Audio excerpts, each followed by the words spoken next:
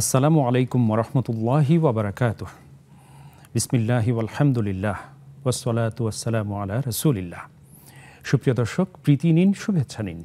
আপনাদের প্রত্যেককে স্বাগত জানাচ্ছি আপনাদের সকলের প্রিয় আয়োজন, ভালো লাগা এবং ভালোবাসার আয়োজন নেক্সাস টেলিভিশনের প্রাত্যহিক নিবেদন ইসলামী জীবন বিধানের আজকের সরাসরি সম্প্রচারিত আয়োজনে। নিবেদক ইসলামী ব্যাংক বাংলাদেশ পিএলসি। প্রিয় দর্শক, প্রতিদিনের মতো আজও আমাদের সাথে একজন বিজ্ঞ ইসলামিক স্কলার রয়েছেন। তার মাধ্যমে আমরা কথা শুনব, আপনাদের প্রশ্নের উত্তর এবং প্রাসঙ্গিক বিষয়ে আমরা কথা শুনবো ইনশাআল্লাহ তাআলা। আর যেহেতু আপনাদের জন্য এই আয়োজন, আপনারা আমাদের আয়োজনে দুইভাবে অংশ নিতে পারছেন, স্ক্রিনে প্রদর্শিত নাম্বারে সরাসরি ডায়াল করে, এবং আমরা জানি যে আমাদের এই আয়োজনটি টেলিভিশনের পাশাপাশি নেক্সাস টেলিভিশন ইসলামিক এই ফেসবুক পেজ থেকেও সরাসরি সম্প্রচারিত হচ্ছে। তাই অনলাইনে যারা আমাদেরকে দেখছেন, আপনারা আমাদের মন্তব্যের ঘরে আপনাদের জিজ্ঞাসা কিংবা যে কোনো কথা লিখলে সেখান থেকেও আমরা নেওয়ার চেষ্টা করব বিইজনিল্লাহি ওয়া বিতাওফিক। প্রিয় দর্শক, এবার আজকের অতিথির সাথে আপনাদেরকে পরিচয় করাবো। উপস্থিত হয়েছেন আমাদের সকলের অত্যন্ত প্রিয় মানুষ, বিশিষ্ট শিক্ষাবিদ, গবেষক, লেখক, বরেণ্য আলেমে দ্বীন এবং খতিব, বায়তুন নূর জামি মসজিদ, বিজয়নগর, ঢাকা। আপনারা বুঝতে পেরেছেন, আমাদের প্রিয় শায়েখ ফদিলাতুল উস্তাজ ডক্টর জাকারিয়া নূর হাফিজাহুল্লাহ। আসসালামু আলাইকুম রহমতুল্লাহি বারাকাতুহু। ওয়ালাইকুম আসসালাম রহমতুল্লাহি বারাকাতুহু। শায়েখ, আপনাকে অভিনন্দন জানাচ্ছি এবং কৃতজ্ঞতা, আপনার মূল্যবান সময় শেয়ার করছেন। ধন্যবাদ আপনাকে। শুকরান, জাযাকুমুল্লাহ খায়ের। প্রিয় দর্শক, আমরা শায়েখের সাথে পরিচিত হলাম।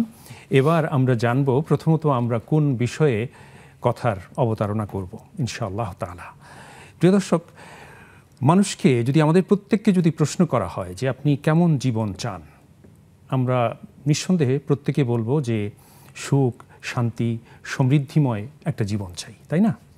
কিন্তু এই সুখ, শান্তি, সমৃদ্ধি কিভাবে আসবে? এটা তো আমাদের অর্জন করতে হবে। আল্লাহ সুবহানাহু ওয়া তাআলা এই পৃথিবীর তাবৎ সৃষ্টিকে আমাদের কল্যাণের জন্য সৃষ্টি করেছেন, আমাদের জন্য নিবেদন করেছেন, আমাদের প্রতি নিবেদন করেছেন এবং আমাদের উপকারে প্রত্যেকটি জিনিসকে আমাদের অধীন করে দিয়েছেন। কিন্তু তারপরেও কেন এই হাহাকার? কেন আমাদের মধ্যে আমরা একটু প্রশ্বাস নিতে পারছি না, নিঃশ্বাস ছাড়তে পারছি না, প্রশান্তির নিঃশ্বাস আমরা নিতে পারছি না, প্রশ্বাস নিঃশ্বাস আমরা নিতে পারছি না? কারণ কি? প্রিয় দর্শক, এই যে অশান্তি, সামাজিক অশান্তি, ব্যক্তি, পরিবার, সমাজ এবং রাষ্ট্রীয় জীবনে হানাহানি, মারামারি, কাটাকাটি, অশান্তি, এগুলো আমাদের হাতেরই কামাই এবং এদের এই প্রত্যেকটি কাজ হলো শয়তানি কাজ। আল্লাহ তাআলা এই কাজগুলোকে নিকৃষ্ট কাজ বলেছেন, কোরআন এবং সুন্নায় বিস্তর আলোচনা আছে। এই যে বিষয়গুলো, এই যে অশান্তি, অস্থিরতা, হানাহানি, মারামারি, কাটাকাটি, এগুলোর পেছনে অনেকগুলো বিষয়ে কাজ করে। তার মধ্যে অন্যতম একটি বিষয় আমরা যদি বলতে চাই, তাহলে এভাবে আমরা বলতে পারি যে আমাদের হারামের প্রতি আকাঙ্ক্ষা, অবৈধ কিংবা হারাম উপার্জনের প্রতি আমাদের যে লিপ্সা, আমাদের যে আকাঙ্ক্ষা, যেটা শয়তান আমাদেরকে করায়, এই কুপ্রবৃত্তি আমাদেরকে, আমাদের সকল অশান্তির মূল কারণ। তাই আজকে প্রিয় দর্শক, আমরা হারাম উপার্জনের পরিণতি এই বিষয়ে শায়েখের কাছ থেকে শুনবো ইনশাআল্লাহ তাআলা। শায়েখ, আমরা হারাম উপার্জনের পরিণতি সম্পর্কে আপনার কাছ থেকে জানতে চাই, যাতে করে আমরা দেখতে পাচ্ছি আমাদের চোখের সামনে, আমরা প্রতিনিয়ত দেখি যে হারামের যে ভয়াবহ পরিণতি, তারপরেও আমাদের চৈতন্যের উদয় হয় না। আপনি যদি আমাদেরকে এর করুণ পরিণতি সম্পর্কে কিছু বলতেন কোরআন এবং সুন্নাহর আলোকে, যাতে করে আমাদের চৈতন্যের উদয় হয়। ইন্নাল হামদুলিল্লাহ ওয়াসসালাতু ওয়াসসালামু আলা রাসূলিল্লাহ বাদ। কোরআনে কারিমে আল্লাহ পাক রব্বুল আলামিন বলেছেন, ইয়া আইয়ুহান নাসু কুলু মিম্মা ফিল আরদি হালালান তাইয়্যিবা। এবং এই বক্তব্যটা আয়াতে বিভিন্নভাবে বিভিন্ন শব্দ প্রয়োগের মাধ্যমে আল্লাহ পাক অন্যান্য জায়গায় বলেছেন। সুবহানাল্লাহ। মূল বক্তব্যটা হলো আল্লাহ মুমিনদেরকে, মানুষদেরকে খুব সতর্কতার সঙ্গে নির্দেশনা দিচ্ছেন যে তোমরা যে খাবারটা তোমরা গ্রহণ করবে, তোমরা তোমাদের জীবন জীবিকার জন্য যা তোমরা গ্রহণ করবে, এটা দুটো জিনিস। একটা হলো, এক জায়গায় হলো, একটা হলো হালাল আর একটা হলো তাইয়্যিব, ভালো। অর্থাৎ খাদ্যটা বা পানীয়টা, অথবা আমার পরিধেয় কাপড়টা, অথবা আমার ব্যবহার্য সামগ্রীটা, আমার জীবকরণের যে সমস্ত পণ্যগুলো আছে, যে সমস্ত উপভোগের যে বস্তুগুলো আছে, সেটা যেন হালাল তথা হালাল পন্থায় আমার কাছে আসে। সুবহানাল্লাহ। দ্বিতীয় কথা হলো, এবং জিনিসটা যেন ভালো হয়, রুচিসম্মত হয় এবং পুত পবিত্র হয়, হালালান তয়্যিবান। এখন প্রশ্ন হলো, আমি বৈধ পন্থায় উপার্জন করলাম, আমি একেবারে বিধিসম্মতভাবে আমি উপভোগ করার সামগ্রীটা আমি আমার কাছে আনলাম, কিন্তু সেই খাবারটা পবিত্র না, তাহলে সেটাও খাওয়া যাবে না। তাহলে আমার উপার্জিত সম্পদ হইতে হবে বৈধ পন্থায়, এবং সেই জিনিসটা হতে হবে আমার জন্য হালাল। এটা অনেকের বুঝতে একটু কষ্ট হবে। যেমন আমি বলি, আমার ইনকামটা হালাল, আমি বৈধভাবে ইনকাম করেছি। বৈধ ইনকামের টাকা দিয়ে আমি কিন্তু রেশম কিনে আমি পড়তে পারবো না পুরুষ হিসেবে। বৈধ ইনকামের টাকা দিয়ে আমি ইচ্ছা করেই কিন্তু আমি স্বর্ণের অলংকার আমি হাতে ব্যবহার করতে পারবো না, কারণ এটা আমার জন্য হারাম। তাহলে ব্যবহার্য সামগ্রী বলি, খাদ্য সামগ্রী বলি, সেটা আমার ইনকামটা হালাল, খাদ্যটা হালাল, এটা ঠিক, কিন্তু এটা পবিত্র হতে হবে।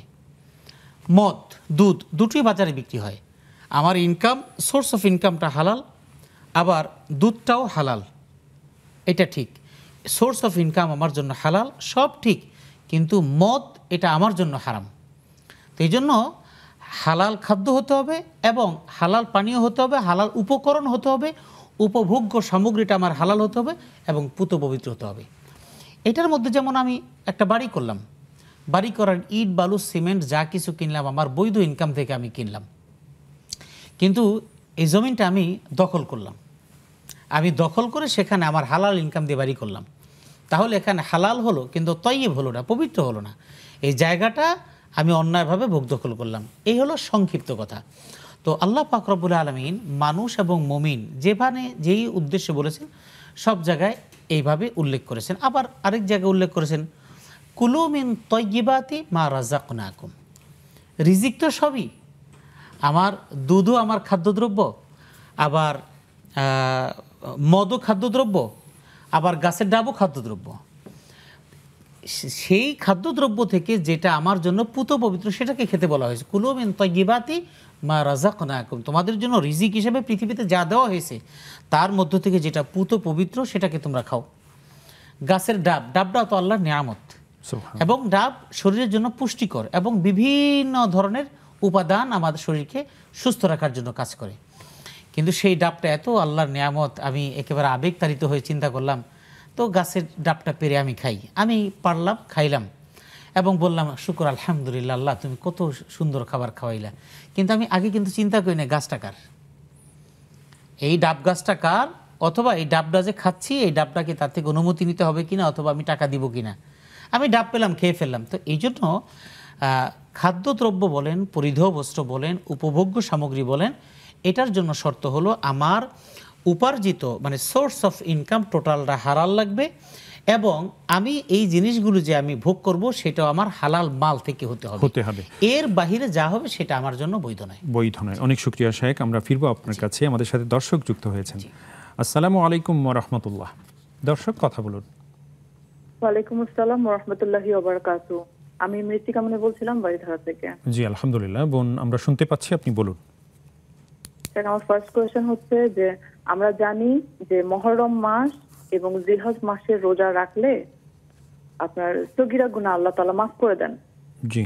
কিন্তু দৈনন্দিন এমন অনেক আমল আছে যেগুলো আমল করলেও সাগরের ফেনা পরিমাণ যদি গুনাহ থাকে সেগুলোও নাকি আল্লাহ মাফ করে দেন, সগীরা গুনাহ। তাহলে আর ওই জিলহজ মাস আর মুহররম মাসের রোজার ইম্পর্টেন্সটা কি? আচ্ছা, অনেক শুকরিয়া। আমার সেকেন্ড কোয়েশ্চেন হচ্ছে যে কেউ যদি দাঁড়িয়ে নামাজ পড়ার যোগ্যতা থাকা সত্ত্বেও কেউ যদি বসে নামাজ পড়ে তাহলে কি তার নামাজটা হবে? আচ্ছা, বুঝতে পেরেছি এটিও। আর কোনো প্রসঙ্গ আছে? অনেক শুকরিয়া বোন, আপনি সাথে থাকুন, শায়েখ বলবেন ইনশাআল্লাহ। জাযাকুমুল্লাহ খায়ের। আমাদের সাথে আরও একজন দর্শক রয়েছেন। আসসালামু আলাইকুম ওয়া রাহমাতুল্লাহ। ওয়ালাইকুম আসসালাম। আমি উত্তরা থেকে বলছি।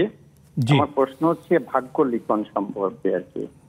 যেটা আমি যতদূর জানি যে মায়ের গর্ভে ভ্রূণ অঙ্কুরিত হওয়ার 140 দিন 120 দিন পরে সাধারণত আল্লাহ ভাগ্য লিখনটা মানুষকে দিয়ে দেন। এখন এই ভাগ্য লিখন কি পরিবর্তনশীল? যদি পরিবর্তনশীল হয় তাহলে কোনো কথা নেই, যদি পরিবর্তনশীল হয় তাহলে আমার কাছে একটা কথা হচ্ছে গিয়ে আল্লাহ তাআলা যে আগে থেকেই লিখে রেখেছেন যে আমার ভাগ্যে কি আছে, ভালো আছে না মন্দ আছে, তাহলে খারাপ কাজের জন্য কেন আল্লাহ তাআলা আমাদেরকে শাস্তি দেবেন এবং ভালো কাজের জন্য কেন আমাদেরকে পুরস্কৃত করবেন? ইভেন এমনকি যদি কেউ আত্মহত্যা করে সেটাও তো আল্লাহ তাআলা লিখে রেখেছেন প্রথম থেকেই। বুঝতে পেরেছি আপনার প্রশ্নটি। জি, আর কোনো প্রসঙ্গ আছে?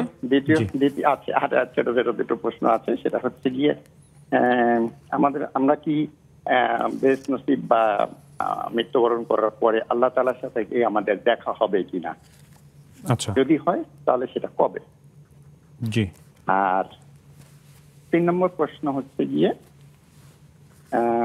বেহেশত নসিব হওয়ার পরে আমাদের এই যে দুনিয়ায় বিভিন্ন রকমের স্মৃতি, জি, বিভিন্ন স্মৃতি আর কি, এই মন্দই হোক আর সুখেরই হোক আর দুঃখেরই হোক, সেগুলো মনে পড়বে কিনা? অনেক শুকরিয়া, অনেক শুকরিয়া। আমরা বুঝতে পেরেছি আপনার এই প্রশ্নটিও। সাথে থাকুন, শায়েক বলবেন ইনশাআল্লাহ তাআলা। জাযাকুমুল্লাহ খায়ের। আলহামদুলিল্লাহ, শায়েক আমাদের হাতে কিছু প্রশ্ন এসছে অনলাইনে এবং অফলাইনে। আমরা কি প্রশ্নোত্তরে যাব? ইনশাআল্লাহ। আমাদের প্রথম বোন যিনি প্রশ্ন করলেন ফোনে যে উনি মুহররম এবং জিলহজ মাসের রোজা যে আমাদের সগীরা গুনাহ মাফ করে দেয়, এর পাশাপাশি নফল অনেক সালাতেরও রোজারও এই ফজিলত রয়েছে, তো সেই হিসেবে মুহররম এবং জিলহজ মাসের নফল রোজাগুলোর তাহলে মাহাত্ম্যটা কি জানতে চেয়েছেন? মূলত বিষয়টা হলো যে মুহররম এবং জিলহজ, এই জিলহজের মাসগুলিতে সগীরা গুনাহ মাফ হয় এবং অনেক আমল দ্বারাও মাফ হয়। তো এখন প্রশ্নটা আসলে কি? উনি বলছিলেন যে মুহররম এবং জিলহজ মাসের নফল রোজাগুলো মানে সগীরা গুনাহ মাফ করে দেয় পূর্বের বছরের, কিংবা দেখা গেছে যে পূর্বের এক বছর পরের এক বছর, এরকম বর্ণনা এসছে। তো আবার অনেক নফল রোজাও, নফল সালাতও, যে প্রাত্যহিক যে নফল রোজা, সেগুলোও এরকম সগীরা গুনাহ মাফ করে। তাহলে উনি বলতে চাচ্ছেন যে মুহররম এবং জিলহজ মাসের নফল রোজার তাহলে বিশেষত্বটা কি থাকলো? বিষয়টা হলো যে বোন, আসলে আপনার যে বিষয়টা কন্ট্রাডিক্টরি যেটা আপনি এখানে দেখেছেন, সেটা হলো যে কোনো নফল রোজা রাখলে সেটাও সগীরা গুনাহ মাফ হয়, আবার স্পেশালি মুহররম এবং জিলহজের রাখলেও সগীরা গুনাহ মাফ হয়। তাহলে দুইটার মধ্যে পার্থক্যটা কি? পার্থক্যটা হলো যে আসলে সগীরা গুনাহ দুটোতেই মাফ হয়, এর দ্বারা দুইটা উদ্দেশ্য। একটা হলো মুহাদ্দিসরা যেটা উল্লেখ করেছেন যে সাধারণ যে নফল ইবাদত, সেই নফল ইবাদতের দ্বারা সগীরা গুনাহ মাফ হয়। এই দ্বারা উদ্দেশ্য হলো যাতে করে মানুষ নফল রোজাটা বেশি বেশি রাখে, নফল ইবাদতটা বেশি বেশি করে। মানুষ যত বেশি করবে তার দ্বারা তার সগীরা গুনাহ বেশি মাফ হবে।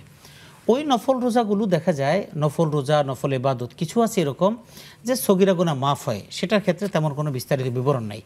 আবার কোনো কোনো নফল ইবাদত আছে যে ওয়া ইন কানাত মিসলা জাবাদিল বাহার, সমুদ্রের ফেনা পরিমাণ গুনাহ থাকলেও সেটা মাফ হয়ে যায়।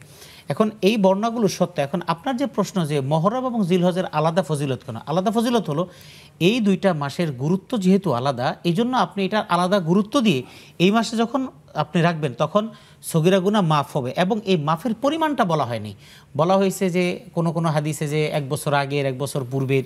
তার মানে অন্যান্য নফল নামাজে যেমনিভাবে সগীরা গুনাহ মাফ হয়, নফল এই মুহররম এবং জিলহজের নফল রোজাগুলোর দ্বারা সেই তুলনায় আরও বেশি পরিমাণ সগীরা গুনাহ আল্লাহ মাফ করে দিবেন। অনেক শুকরিয়া শেখ, জাযাকুমুল্লাহ খায়ের। আমাদের সাথে আরও একজন দর্শক যুক্ত আছেন। আসসালামু আলাইকুম ওয়া রাহমাতুল্লাহ। প্রিয় দর্শক, কথা বলুন। আসসালামু আলাইকুম। ওয়া আলাইকুম আসসালাম রাহমাতুল্লাহ। জি, আমরা শুনতে পাচ্ছি, আপনি বলুন। আমি ঢাকা থেকে বুঝিনা। জি আলহামদুলিল্লাহ, একটু জোরে বলুন প্লিজ। হ্যাঁ, আমার একটা প্রশ্ন। আমরা তো নামাজ পড়তে এতদিন চাকরি পর্যন্ত ঢাকা শুনতে পারলাম পায়ের পাতা ঢুকতে হবে এবং মৌজা পড়তে হবে, কতটুকু সঠিক এগুলো? আর এতদিন যে আমরা এভাবে নামাজ পড়লাম, এটার জন্য কি করতে হবে? বুঝতে পেরেছি। আর কোনো প্রশ্ন আছে? অনেক অনেক শুকরিয়া বোন, আপনি সাথে থাকুন, ইনশাল্লাহ শায়েখ বলবেন। জাযাকুমুল্লাহ খায়ের। প্রিয় দর্শক, এরই সাথে সময় হয়েছে একটা ছোট্ট বিরতিতে যাবার। ফিরছি অল্পক্ষণের মধ্যেই, সাথেই থাকুন।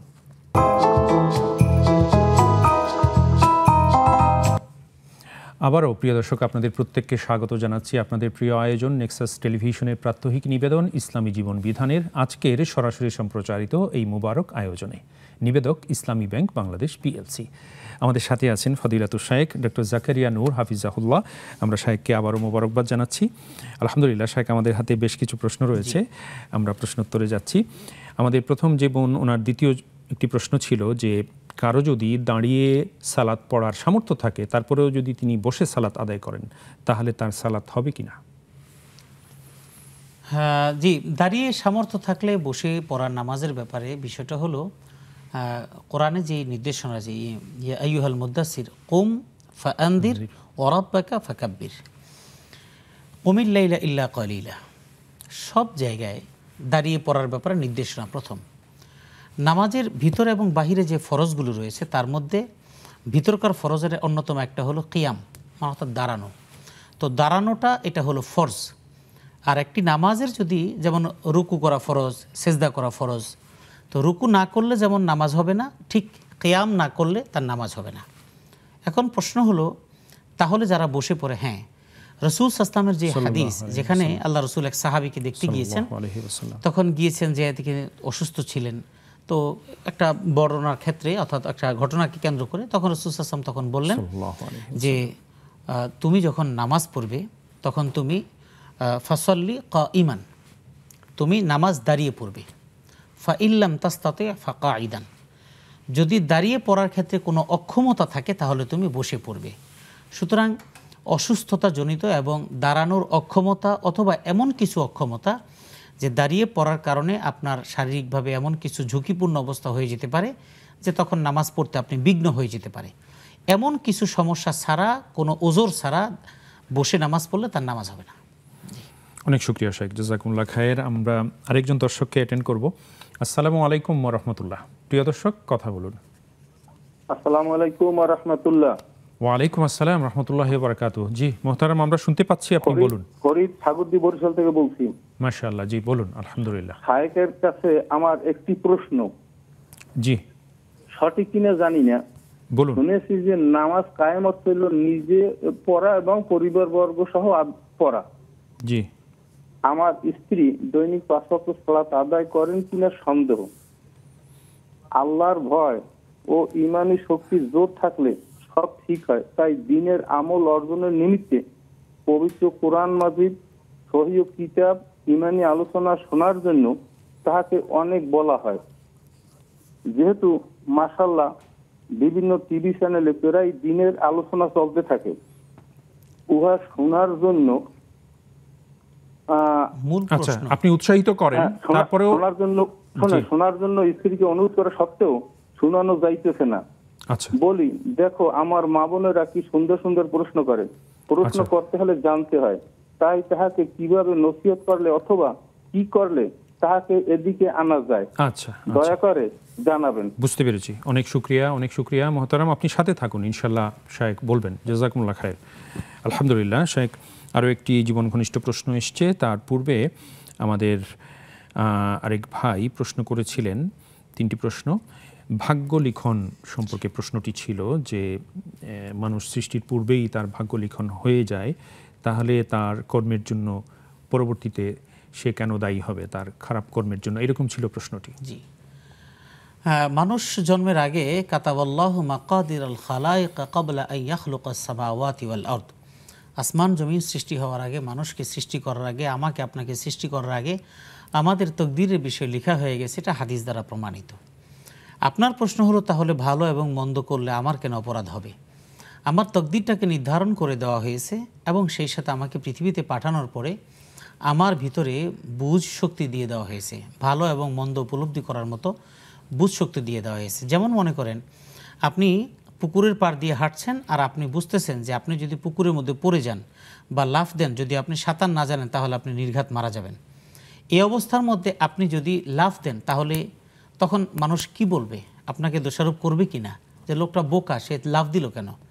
অথচ আপনি কিন্তু ইচ্ছা করেই লাফ দিয়েছেন। ঠিক পৃথিবীর মধ্যে আমাদের সব কিছু নির্ধারণ করা আছে, এটা ঠিক, কিন্তু আমাকে এটা উপলব্ধি করার জন্য আমার বুঝ বিবেচনা, আমার বিবেক দিয়ে দেওয়া হয়েছে। আমার কাজকর্ম করা কোনটা ভালো কোনটা মন্দ এটার রেজাল্ট দিয়ে দেওয়া হয়েছে। এখন আপনার যে প্রশ্ন, সব নির্ধারণ থাকলে আমি জাহান্নামে গেলে তাহলে আমার অপরাধটা কি? বিষয়টা হলো যে তকদিরের চূড়ান্ত বিষয়টা কিভাবে কি অবস্থা আছে সেটা আপনাকে জানানো হয়নি, কিন্তু পৃথিবীতে পাঠানোর পর আপনাকে যে দায়িত্ব, এই দায়িত্বটা পরিপূর্ণভাবে পালন করার নির্দেশনা আপনাকে দিয়ে দেওয়া হয়েছে। আপনি যদি সেটা পালন না করেন, আপনি যদি মনে করেন কথার কথা যে শরীয়তের বিধান পালন করলে আল্লাহর কাছে নাজাত পাওয়া যাবে, কিন্তু আমি অবাধ্যতা করেই যাচ্ছি যে আমার তকদিরে যা লেখা আছে তাই তো হবে, যখন নাকি আপনি অবাধ্যতা করে করে যাচ্ছেন, তাহলে বোঝা গেল যে আপনার তকদিরে এই অবাধ্যতাটাই লেখা ছিল, সেজন্য আপনি অবাধ্যতা করে যাচ্ছেন। আর যখন আপনার ভিতরে বাধ্যতাটা ছিল তকদিরে, তখন আপনি অটোমেটিক বাধ্যতামূলক হয়ে যাবে।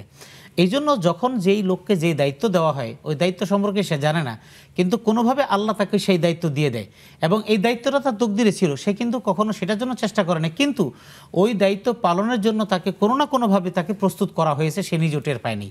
বিষয়টা এরকম, এর বাহিরে অন্য কোনোভাবে এটা ব্যাখ্যা বিশ্লেষণ করার কোনো সুযোগ নেই, কারণ তকদির এমন একটা জিনিস, এটার চূড়ান্তভাবে সমাধান করার কোনো সুযোগ পৃথিবীতে নেই। সাহাবায়ে কেরাম এটা নিয়ে যখন তকদির নিয়ে যখন তর্ক বিতর্ক করতেছিলেন, রাসূল সাল্লাল্লাহু আলাইহি ওয়াসাল্লাম রাগান্বিত হয়েছেন এবং বলেছেন যে আমাকে কি এই জন্য পাঠানো হয়েছে, অথবা তোমাদেরকে কি এটার জন্য পাঠানো হয়েছে? এখন আপনি আমি যেটা, আমাদের কাজ হলো যে আমার যা কাজ সামনে সেটা আমার করে যাওয়া, এটার ভালো এবং মন্দ হবে কি হবে না এটা আমি চূড়ান্ত ফয়সালা জানি না। যদি চূড়ান্ত বিষয় আমাদেরকে জানিয়েই রেখে দিতেন, সব দিয়েই দিতেন, তাহলে এই পৃথিবীর কোনো সিস্টেমই চলতো না, তাহলে সব অটোমেটিক, কোনো মানে কেউ কারো কাছে যেত না, আমি এখানে আসতাম না, কথা বলতাম না, আপনিও আপনার দোকানে যেতেন না, আপনিও আপনার ব্যবসা প্রতিষ্ঠানে যেতেন না, ফাংশনাল থাকতো না, অর্থাৎ দুনিয়ার এই সিস্টেমটা থাকতো না। এই জন্য তকদিরের বিষয়টা গোপন রাখা হয়েছে। আপনার আমার কাজ হলো চেষ্টা চালিয়ে যাওয়া, আমার তকদিরে যা থাকবে ওই চেষ্টার মধ্যে আমাকে ঘুরিয়ে ঘুরিয়ে ঘুরিয়ে ওই জায়গা মতো আল্লাহ নিয়ে যাবেন ইনশাআল্লাহ। অনেক শুকরিয়া শেখ, জাযাকুমুল্লাহ খায়ের। এই প্রসঙ্গে আরও একটু সম্পূরক প্রশ্ন রাখবো, তার পূর্বে আমরা আরও একজন দর্শককে নেব। আসসালামু আলাইকুম ওয়া রাহমাতুল্লাহ। দর্শক কথা বলুন। হ্যালো, আসসালামু আলাইকুম। ওয়ালাইকুম আসসালাম রাহমাতুল্লাহ। আমার নাম আমরিন, আমি ধানমন্ডি ঢাকা থেকে বলছি। আলহামদুলিল্লাহ, জি বলুন বোন। জি, আমার দুটো প্রশ্ন আছে। একটা হলো যে এমন কি কোনো আমল আছে যেটা করলে আমার দুনিয়ার একটা ভুল বা একটা দোষ আল্লাহ গোপন রাখবেন সবার কাছ থেকে দুনিয়াতে?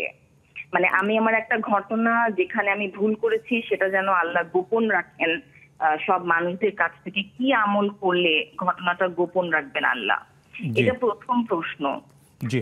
আর দ্বিতীয় প্রশ্ন হলো ইয়া সাত্তারু, যদি আমি অনেকবার ইয়া সাত্তারু পড়ি, মানে প্রথমে যদি আমি দুরূদ শরীফ কয়েকবার পড়ি, তারপরে ইয়া সাত্তারু পড়লাম ধরেন 100 বার, তারপরে আবার দুরূদ শরীফ পড়লাম কয়েকবার, এরকম কি কোনো আমল আপনার জানা আছে যেটা করলে আমার দোষ গোপন রাখবেন আল্লাহ, বা আমার কোনো ঘটনা আল্লাহ গোপন রাখবেন এই দুনিয়াতে? আচ্ছা আচ্ছা, বুঝতে পেরেছি আপনার প্রশ্ন। আর কোনো প্রশ্ন আছে? না না, আর অনেক শুকরিয়া, অনেক শুকরিয়া বোন, আপনি সাথে থাকুন, ইনশাআল্লাহ শায়েখ জানাবেন। জাযাকুমুল্লাহ খায়ের। আলহামদুলিল্লাহ শায়েখ, আমরা প্রশ্ন রিসিভ করার পূর্বে আপনার কাছে কথা শুনছিলাম ভাগ্য লিখন, এবং এটা যে আমাদের কে জানানো হয়নি, গোপন রাখা হয়েছে এ বিষয়ে। আরেকটি প্রসঙ্গ আমাদের এই ভাইও বলছিলেন যে পরিবর্তনশীল কিনা ভাগ্য। আমরা অনেকে বলি যে ভাগ্যের লিখন না যায় খণ্ডন, কিন্তু এমন কোনো বিষয় আছে কি যা হয়তো আমি আমল করলে আমার দুর্ভাগ্য আল্লাহ কেটে দিতে পারেন? জি, তকদিরের এই বিষয়টা তো প্রথমে যে প্রশ্নটি করেছেন ওই প্রশ্নটার সমাধান ওইটুকু। এরপরে আরেকটি বিষয় যেটা আছে, অনেক সময় মানুষ বলে থাকে যে, বা একটা হাদিসও আছে যে দোয়ার দ্বারা ভাগ্য পরিবর্তন হয়। আমরা যদি সেটা বলি লা ইয়ারদুল কদরা ইল্লা দুআ, ভাগ্যর কোনো পরিবর্তন হয় না একমাত্র দোয়া ছাড়া, তাহলে বোঝা গেল ভাগ্যের মধ্যে দুইটা ধরন। এ ব্যাপারে একটু স্পষ্ট বলি, সেটা হলো ভাগ্যের তাকদীরের ব্যাপারে দুইটা ভাব আছে। একটা হলো তাকদীরে, যেটাকে আরবিতে বলে তাকদীরে মুবরাম, তাকদীরে মুআল্লাক। একটা হলো ফিক্সড, এটাকে আর পরিবর্তন করা হবে না। আরেকটা তাকদীর, সেটা হলো রেখে দেওয়া হয়েছে ঝুলন্ত, অর্থাৎ এটা আপনার আমার কার্যক্রম এবং দোয়ার মাধ্যমে পরিবর্তন হতে পারে। এখন কোনটা আমার জন্য ফিক্সড এবং কোনটা আমার জন্য ঝুলন্ত এটা আমরা কেউ জানি না। বিশেষ করে কয়েকটা বিষয় আমরা যেমন জানি, যেমন আমার হায়াত, মৃত্যু, আমার অন্যান্য এমন কিছু কাজকর্ম, আমার রিজিক, এগুলি আসলে আমার জন্য নির্ধারণ করা আছে। এখন এই রিজিকটা কিভাবে আসবে, কোথা থেকে আসবে, কবে পাবো, কেমনি কী পাবো, এটা আমি জানি না। তো দোয়ার দ্বারা কি হয়, দোয়ার দ্বারা আমার কিছু কিছু বিষয় আমার জন্য ঝুলন্ত থাকে, যেটা আমি জানি না। ঝুলন্ত থাকা যেই তাকদীরের অংশগুলো, সেটা আমার কখনো কখনো দোয়ার দ্বারা পরিবর্তন হয়ে যেতে পারে। যেমন আমার ভাগ্যে আছে যে আল্লাহ আমাকে বাইতুল্লাহ নিবে, আমার বাইতুল্লাহ আমার সফর, এটা আল্লাহ লিখে রেখেছেন। আমি আল্লাহর কাছে আছি, আল্লাহ তুমি আমাকে আমার মানে যৌবনকালে আমার বয়সটা যখন আমি কার্যক্রমগুলি সুন্দরভাবে করতে পারবো, তুমি আমাকে সুস্থ অবস্থায় তুমি বাইতুল্লাহ নিও। তো এখন আমার আল্লাহ আমার জন্য যদি ফিক্সড করে রাখেন যে বাইতুল্লাহ সফর আমার জন্য আছে, তাহলে সেক্ষেত্রে আল্লাহ এই দোয়ার কারণে হয়তো আমার এই বাইতুল্লাহ সফরটাকে আমার দোয়া অনুযায়ী আমাকে করে দিতে পারেন। কিন্তু আমি আসলে জানি না আসলে এটা ঝুলন্ত নাকি এটা ফিক্সড করা। এই টোটাল বিষয়টাই আল্লাহ আসলে আমাদের থেকে অস্পষ্ট রেখে দিয়েছেন আল্লাহর উলুহিয়াত রুবুবিয়াতটাকে টিকিয়ে রাখার জন্য। এটা আছে বিধায় আপনি আল্লাহর কাছে সেজদা দেন, এটা আছে বিধায় আপনি আল্লাহর কাছে ধর্ণা দেন। সবই যদি আপনার কাছে দিয়ে দেওয়া হতো তাহলে আপনি আর আমি আল্লাহকে প্রয়োজনই মনে করতাম না। এই জন্য এই বিষয়গুলো সম্পূর্ণ গোপন, সেটা ঝুলন্ত হোক অথবা ফিক্সড হোক, দোয়া আপনাকে চালিয়ে যেতে হবে। আপনি জানেন না কোনটা আপনার জন্য কিভাবে আছে, হয়তো দোয়ার পরিবর্তে আপনি পেয়ে যাবেন। এটি আল্লাহর পক্ষ থেকে এই সব কিছুই নির্ধারণ করা ছিল। অনেক শুকরিয়া শাইখ, জাযাকুমুল্লাহ খায়ের। আবারও ফিরবো আপনার কাছে একটা ছোট্ট বিরতি পেরিয়ে। দর্শক, আবারও যাচ্ছি ছোট্ট বিরতিতে, ফিরছি অল্পক্ষণের মধ্যেই, সাথেই থাকুন।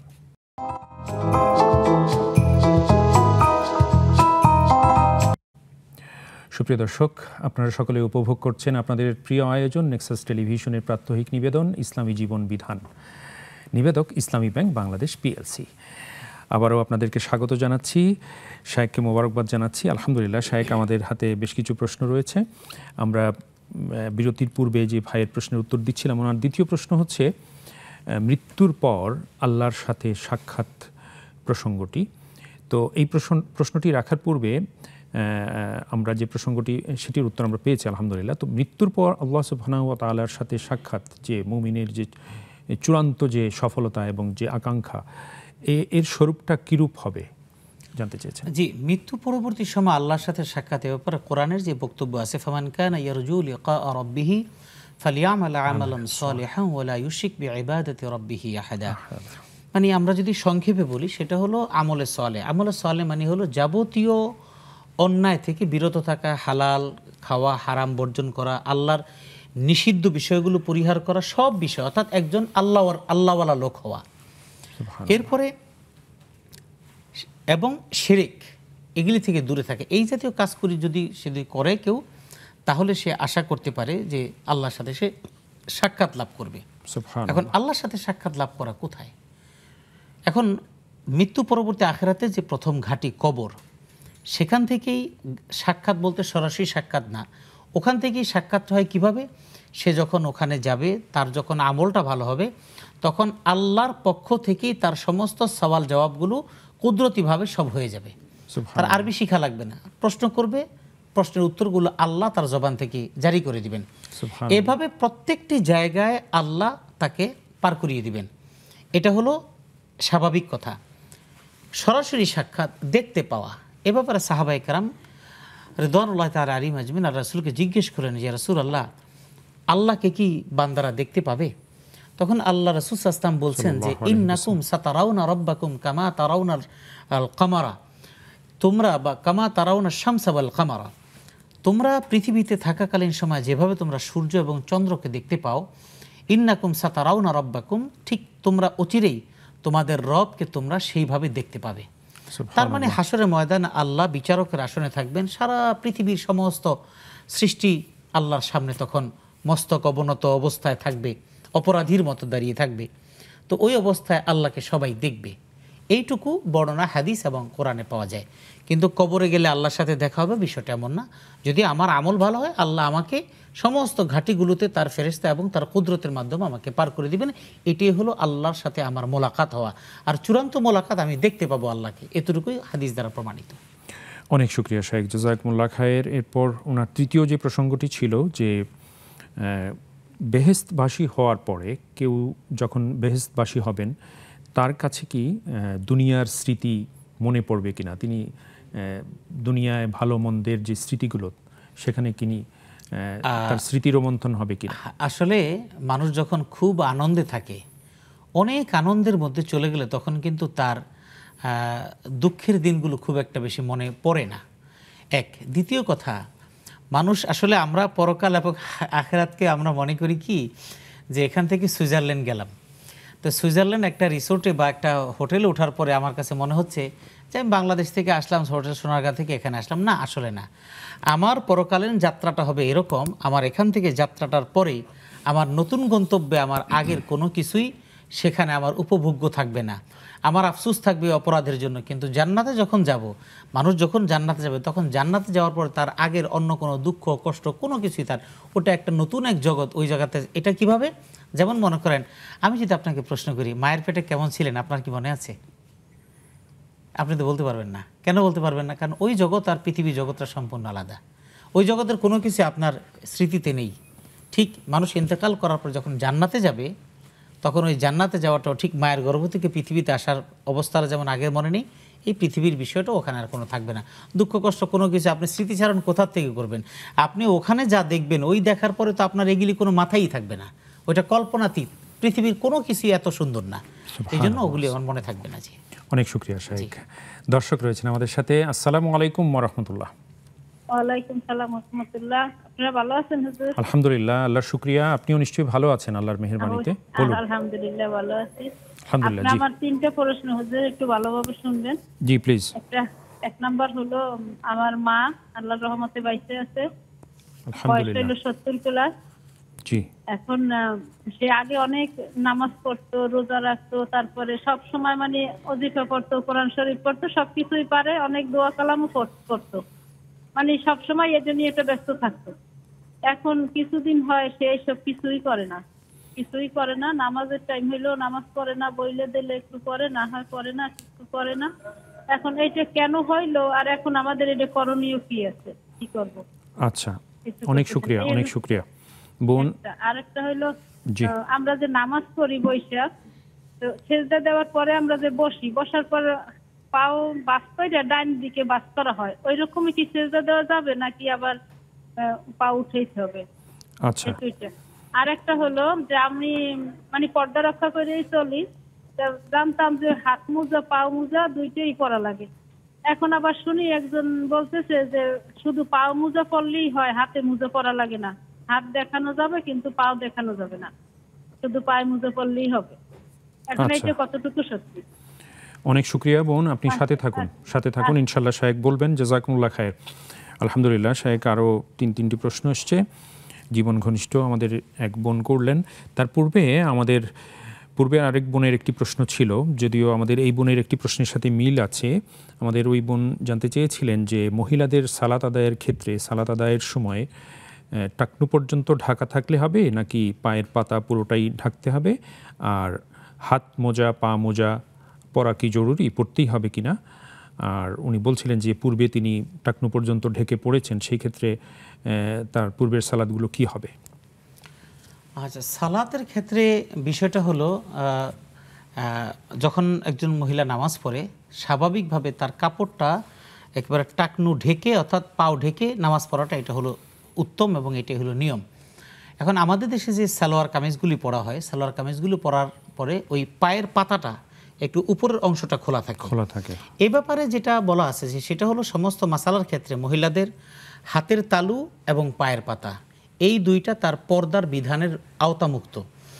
মহিলা যদি একান্ত তার নিজস্ব কামরায় নামাজ পড়ে, তাহলে সেক্ষেত্রে যদি পায়ের পাতার এই একটা অংশ যদি খোলা থাকে, তাহলে এটুকু পাও পুরাটা ঢাকা আছে, একদম টাকনু সহ ঢাকা আছে, সামান্য এই সামনের অংশটুকু খোলা আছে, তার নামাজ হয়ে যাবে। আর উত্তম হলো যে এমন একটা কাপড় পরা একদম পুরা তার পা পর্যন্ত ঢেকে রাখবে। আর দ্বিতীয় কথা হলো, আপনি যে নামাজ পড়েছেন আপনার টাকনু ঢাকা ছিল, পায়ের পাতা একটু খোলা ছিল, আপনার নামাজের যেটা পড়েছেন সেটা হয়ে গেছে, সেটা আপনার কাজা করা লাগবে না।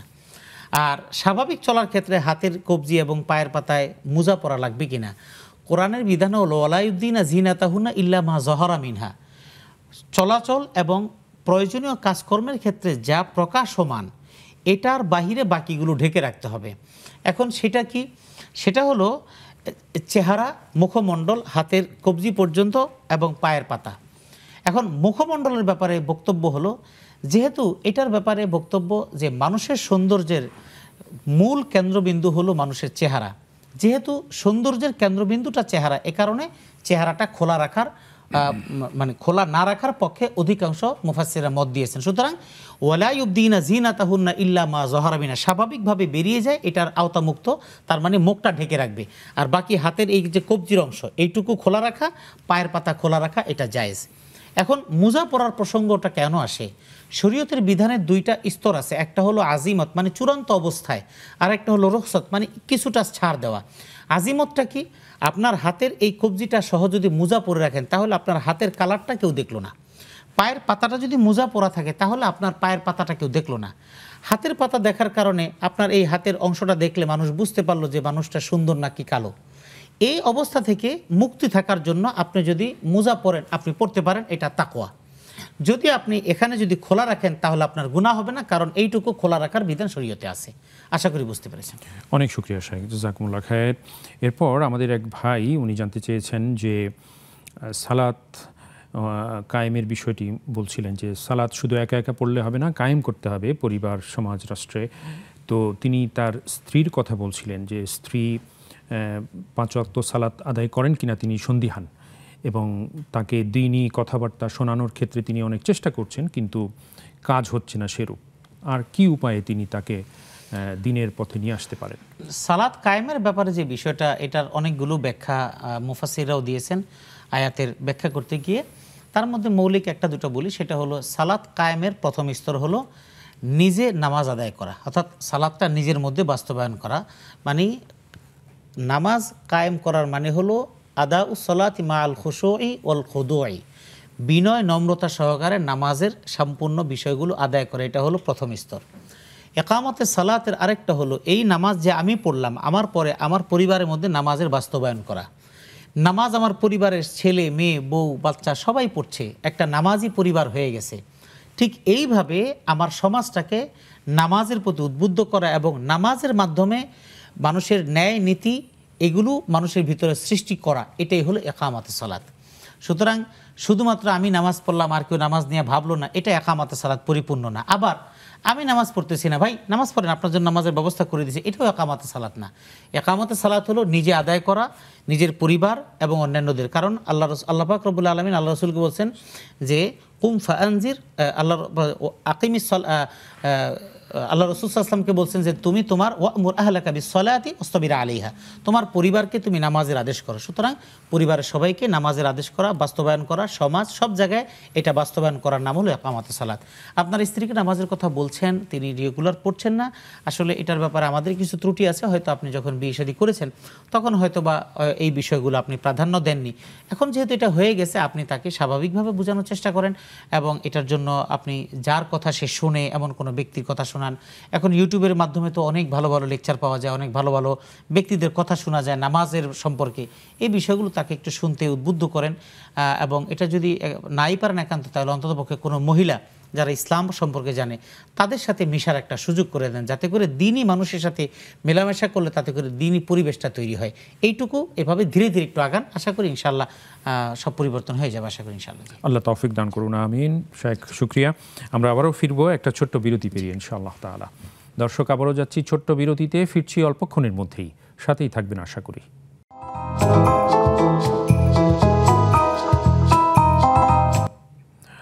আবারও সুপ্রিয় দর্শক, আপনাদের প্রত্যেককে স্বাগত জানাচ্ছি।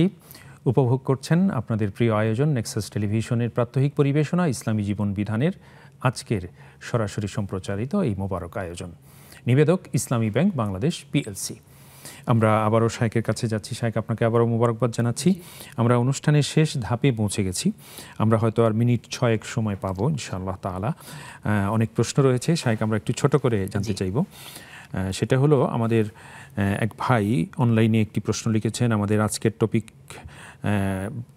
টপিকের সাথে, যেটা খুবই প্রাসঙ্গিক। সেটি হচ্ছে যে আমরা কিভাবে আমাদের সমাজ এবং রাষ্ট্রে আল্লাহ সুবহানাহু ওয়া তাআলার আইন বাস্তবায়নে একতাবদ্ধ হয়ে কাজ করতে পারি। প্রশ্নটা খুবই যৌক্তিক, কিন্তু উত্তরটা অনেক লম্বা। সংক্ষেপে যদি বলি যে আল্লাহর দিন কায়েম এবং সেটা সমাজ ব্যবস্থা পরিবর্তন করার জন্য 1 নম্বর কাজ হলো আমি ব্যক্তি হিসেবে আমার মধ্যে দিন পরিপূর্ণভাবে প্র্যাকটিস করা, 1 নম্বর। দ্বিতীয় কথা হলো আমার পরিবারকে দিনমুখী করা এবং তাদের মধ্যে একামতে দিনের স্পিরিটটা ঢুকিয়ে দেওয়া, যে আসলে আমরা পারিবারিকভাবে যেমন সততার মধ্যে আমরা থাকব, ঠিক একটা সমাজ যদি এরকম দিনমুখী হয় তাহলে সমাজ শান্তি হবে। আর সমাজটা শান্তিমুখী হয়ে গেলে যদি এরকমভাবে পুরো সমাজটা হয়ে যায় তাহলে একটা রাষ্ট্র শান্তিমুখী হবে। এইভাবে একটা স্পিরিট জাগ্রত করা। এরপরে আমি আমার বন্ধু মহল, আমার পরিচিত, তাদের মধ্যে দাওয়াতি কাজ করা। আমার স্ত্রী তার বান্ধবীদের মধ্যে বা পরিচিত জনের মধ্যে দাওয়াতি কার্যক্রম মুখেও হয়, আবার দাওয়াতি কার্যক্রম আচার আচরণ কথাবার্তা হয়, আমার পরিবেশগত কারণে হয়। অর্থাৎ আমার পরিবার, আমার অ্যাক্টিভিটিস, আমার চালচলন সবটুকু হবে দিন কেন্দ্রিক। এভাবে যদি আমি চলি, অন্ততপক্ষে আমি আমার জায়গা থেকে একামতে দিনের জন্য কাজ করব। কিন্তু আমি তো এইটুকু করেই চূড়ান্ত পর্যায়ে আমি একামতে দিন করে ফেলতে পারবো। তবে আমার চোখে যদি একামতে দিন অর্থাৎ রাষ্ট্রীয়ভাবে প্রতিষ্ঠিত নাও হয়, হয়তো 50 বছর পরে হবে, কিন্তু আমি যে প্রচেষ্টা করে গেলাম, আমি যে চেষ্টা চাললাম, এটার সহ আমি যদি সে সময় নাও থাকি তারপর আমার আমলনামা সেটা পৌঁছবে ইনশাআল্লাহ। ইনশাআল্লাহ। অনেক শুকরিয়া শেখ, জাযাকুমুল্লাহ খায়ের। আমাদের মোহতারাম ভাই মুখলেসুর রহমান, আপনাকে মোবারকবাদ জানাচ্ছি সুন্দর প্রশ্ন করার জন্যে, জাযাকুমুল্লাহ খায়ের। শেখ, আমরা অনলাইন থেকে আরও একটি প্রশ্ন নিচ্ছি, সেটি হচ্ছে যে আমাদের এক বোন আফিফা দিল সিদ্দিকা, উনি লিখেছেন যে উনি একটা ভিডিওতে দেখেছেন যেখানে বলা হয়েছে যে শুক্রবারে জুমার পরে সূরা ফাতিহা, সূরা ইখলাস, ফালাক, নাস প্রতিটি 7 বার করে পড়লে আগামী 1 সপ্তাহের গুনাহ মাফ হয়ে যায়। বিষয়টা কি সঠিক কিনা? আসলে হয়তো কোনো আমলিয়াতের বইয়ে বা কোনো ওজিফার বইয়ে হয়তো এটা পেয়ে থাকতে পারেন, তবে এ মর্মে কোনো হাদিসের সুস্পষ্ট বর্ণনা আমার জানা নেই। আমি এভাবে বলবো না হাদিসে নাই, তবে আমার জানা নেই। কারণ হাদিসে যে সমস্ত ফজিলতপূর্ণ কথাগুলো জুমার দিনের ব্যাপারে বলা হয়েছে, সেক্ষেত্রে প্রধানতমভাবে সূরাতুল কাহাফের ব্যাপারে বলা হয়েছে।